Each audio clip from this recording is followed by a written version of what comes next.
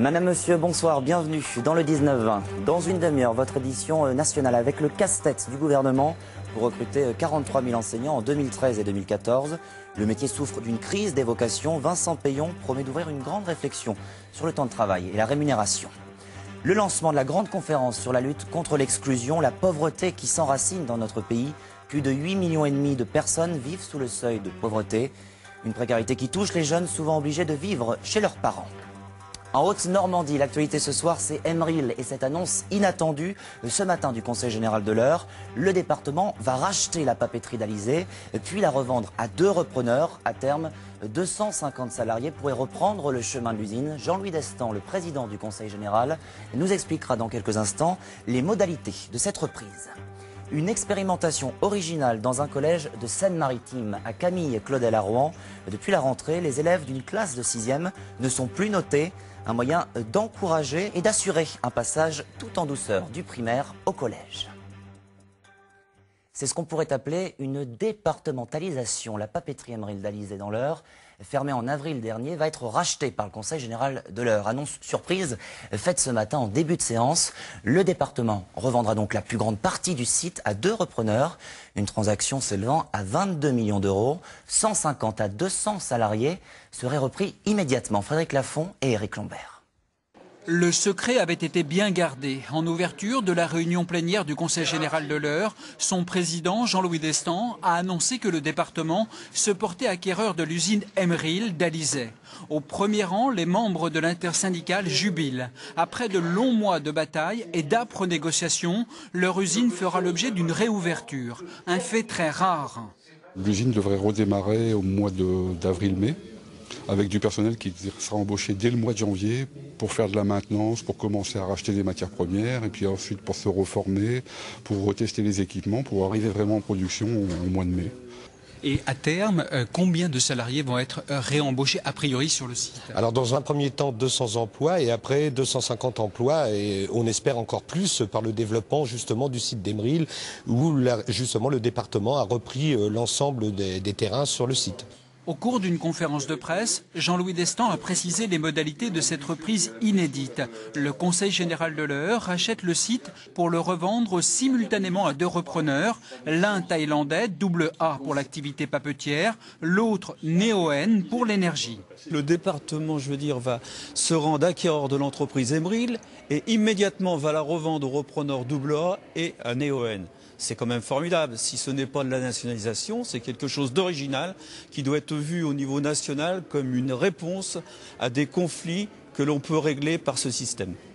Coût de l'opération pour la collectivité locale, un peu plus de 22 millions d'euros. Ce n'est pas une nationalisation, mais on peut parler d'une départementalisation temporaire, un acte nécessaire pour permettre à l'opération d'aboutir et à l'outil industriel de redémarrer. Alors on vient de le voir, cette nouvelle est une bouffée d'oxygène pour Emeril, au chômage depuis avril dernier. Sur les 330 salariés, seuls 92 ont retrouvé un emploi. Jean-Louis Destan, bonsoir. Vous êtes en duplex de nos studios d'Évreux. Alors ce rachat, comment va-t-il s'opérer et quand? Écoutez, il va s'opérer dans les jours qui viennent. C'est une opération simple dans les principes. Le Conseil général achète l'intégralité de site pour 22,2 millions d'euros et revend à un papetier thaïlandais la partie papetière pour 15 millions d'euros et revend la partie production d'énergie à un producteur d'énergie, Neoen, une société française, pour 3 millions d'euros. Le solde sera porté par l'établissement public foncier de Normandie. Il est constitué de terrains qui représentent un peu moins de 3 hectares, sur lequel existent déjà des projets industriels, et notamment celui d'un port fluvial. Au fond, vous faites un peu ce que, au niveau national, le gouvernement n'a pas réussi avec ArcelorMittal. Moi, je ne fais pas de comparaison avec le national. Nous avons engagé des discussions très difficiles que nous avons souhaitées discrètes, en dissociant la négociation achat de la négociation vente. Nous sommes arrivés, je crois, à un succès qui devrait se confirmer par la signature des actes qui sont en train d'être rédigés aujourd'hui. Donc on le voit, vous avez un rôle de facilitateur, mais tout ça va avoir un coût. Vous l'avez dit, plus 22 millions d'euros. Qui va payer? Est-ce que ça va être le contribuable finalement, indirectement, dans cette Non, non, affaire? non.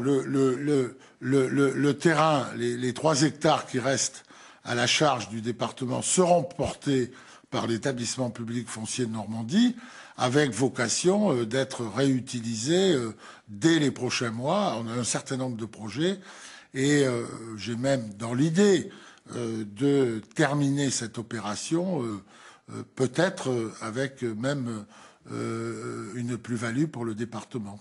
Alors, les syndicats le disaient dans le reportage, on parle de 200 à 250 emplois, même à terme. Dès le mois de janvier, là, il y aura des personnes qui vont retravailler à Emeril? On a un engagement écrit du papetier pour une reprise quasi immédiate de 200 emplois pour faire redémarrer la machine à papier, qui pourrait redémarrer au mois de mai. Et on a par ailleurs chez le fournisseur d'énergie français un engagement d'environ 35 emplois au démarrage. Mais donc il y aurait 35 emplois seulement en janvier, ou il y en aurait déjà 200 comme on semble dire? Non. À partir du mois de janvier, dès que l'opération est faite, le repreneur va réembaucher du personnel pour faire redémarrer l'usine à papier.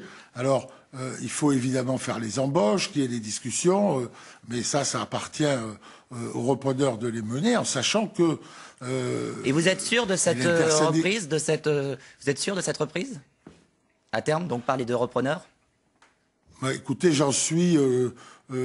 tant que c'est pas signé, il reste encore un peu de risque, mais si j'ai passé ce matin cette délibération au Conseil général, c'est que j'ai la quasi-certitude que cette opération sera dénouée dans les jours qui viennent. Mais on l'a vu avec Vital, ça a été compliqué, le désaveu d'Arnaud Montebourg ces derniers jours.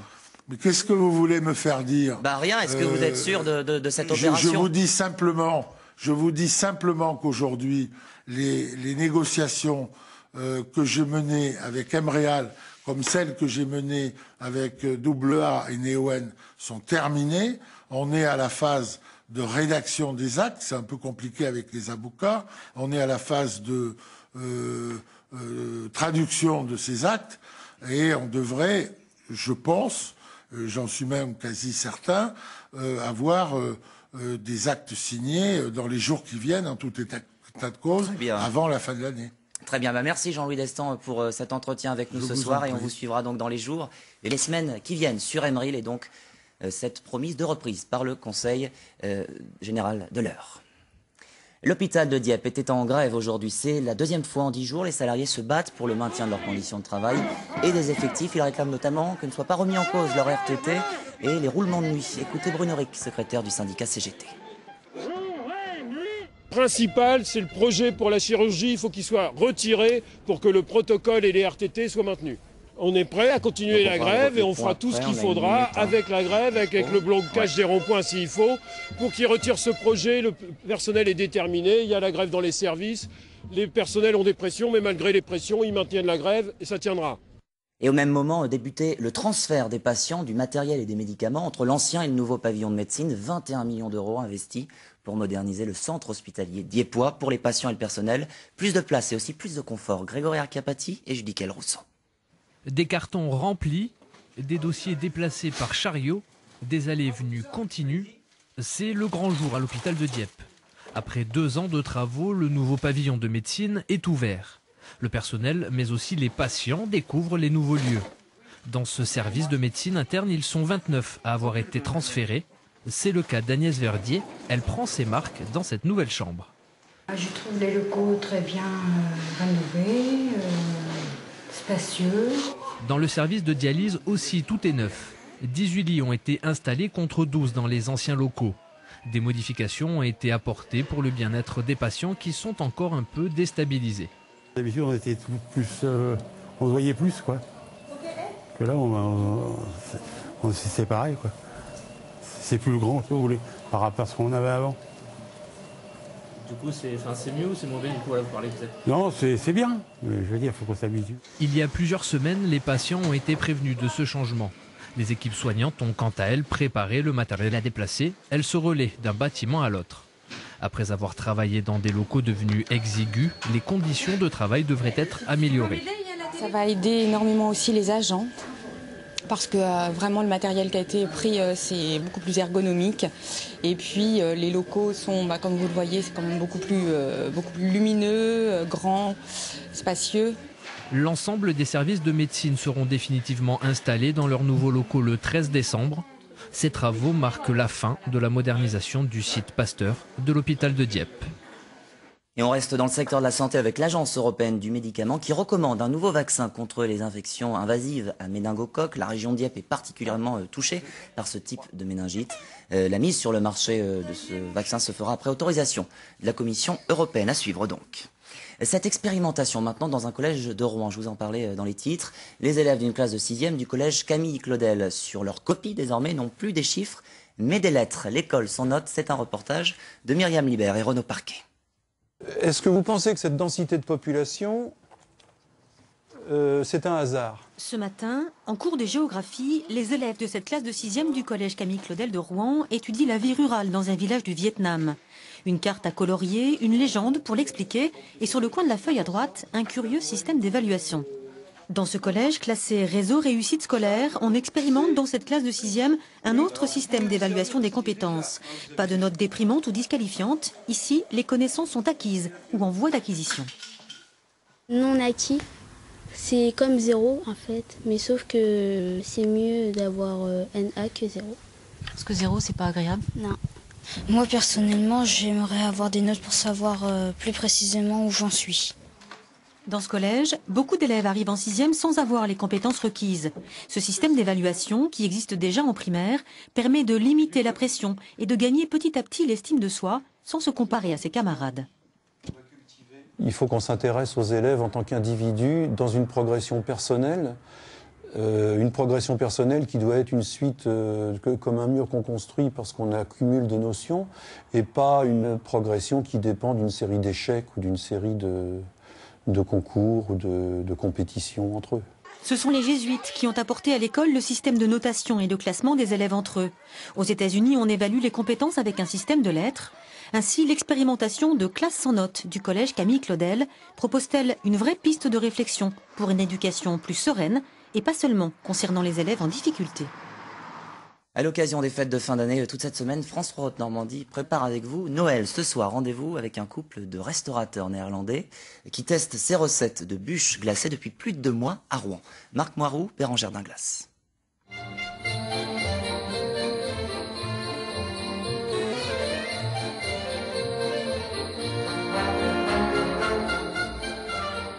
Une bûche glacée, voilà qui est de saison. Mais lorsque Bettina et Jan Rudolf ont proposé leur dessert de Noël dès la mi-octobre, c'était beaucoup plus surprenant pour les clients. Ils ont été invités à tester les recettes tout au long de ces semaines dans ce restaurant glacier de la rive gauche de Rouen. C'est une très bonne idée parce que, par contre, c'est les clients qui achètent leur dessert. Moi, j'ai donc commandé celle à la base de framboise et j'ai été goûter dans l'autre assiette et c'est vraiment délicieux. Ça. On connaissait déjà les glaces et là, mis en présentation bûche glacée, c'est que du bonheur, c'est bon. Ce couple de Néerlandais, installé depuis 3 ans en France, a dû inventer des recettes de Noël pour s'adapter au marché local. Car chez eux, les traditions sont différentes. On a le Saint-Nicolas. Le 5 décembre, c'est une très très grande fête aux Pays-Bas. Et c'est surtout les petits desserts. Et c'est surtout pour cette fête-là que nous faisons des choses typiques. On mange beaucoup de spéculoos, comme une de nos bûches qui s'est inspirée par ça. Et on mange des petits nonnettes aux spéculoos. On mange du pain d'amande. 2 recettes ont été retenues par les clients, dont celle au spéculoos que l'on voit ici en préparation. De l'aveu même de Jan Rudolf, c'est sa femme qui a le don des mélanges de saveurs pour créer bûches et entremets. Mais pour tout ce qui touche aux glaces, là, c'est l'affaire de monsieur qui a suivi une formation à l'Institut des glaciers de Hollande. En fait, j'étais gérant dans une banque et j'ai travaillé dans des investissements sur la bourse. Et avec une réorganisation, j'ai terminé mon travail. Et avec ma femme, nous avons déjà eu l'idée de déménager en France une fois. Et voilà, ça c'était un bon moment. Et j'ai eu une passion des glaces déjà toute ma vie. Et il n'y a pas trop de glaciers ici en France. Et voilà. Un changement de vie aussi pour Bettina, ancienne salariée du ministère de la Justice néerlandais. Les voici restaurateurs à Rouen, un choix qu'ils ne regrettent pas. Nee, die liggen daar. Un travail en commun où le néerlandais reprend souvent le dessus quand il faut être rapide. Et en guise de revoir, voici un petit cours de langue qui se passe de traduction en cette période de vœux. Een prettig kerstfeest. Een zalig kerstfeest. Voilà, ça vous dire bonne fête quand même. Un épisode et la recette de cette bûche glacée à retrouver sur notre site internet haute-normandie.france3.fr. La Coupe de France de football, le tirage au sort des 32e de finale a lieu en ce moment même. 2 clubs au Normand sont concernés, le HAC et le FCR, et peut-être un 3e club séno-marin rejoindra Rouen et Le Havre pour ces 32e de finale, donc qui marque l'entrée en lice des clubs de Ligue 1. Dieppe donc qui affrontera Compiègne samedi. Le match a été annulé ce week-end pour cause de neige. Voilà, avant de se quitter, je vous rappelle la principale information ce soir en Haute-Normandie, la départementalisation, pourrait-on dire, de la papeterie Emeril d'Alizé dans l'Eure. Elle va être rachetée par le Conseil général donc, de l'Eure dans les jours ou les semaines qui viennent. Jean-Louis Destan, le président du Conseil général, était notre invité ce soir. Il n'a pas précisé la date. C'est une transaction qui s'élèverait à 22 millions d'euros.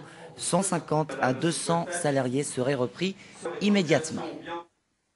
À suivre maintenant l'édition Betsen au Havre et dans son agglomération avec ce reportage sur l'Université du Havre.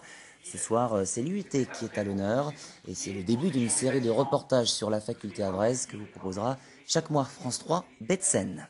Partout ailleurs, arrêt de jeu, le magazine sportif du lundi soir présenté par Grégory Tellu. Au programme ce soir, l'interview de Laurent Sierra, l'entraîneur du SPO Rouen. C'est du basket et puis du football aussi avec le derby à venir en national entre le FCR et l'US Quevilly. Ce sera vendredi prochain. Tout cela, bien sûr, ce sera après votre météo et avant votre journal national présenté par Carole Gessler. Passez une très belle soirée sur France 3. À demain.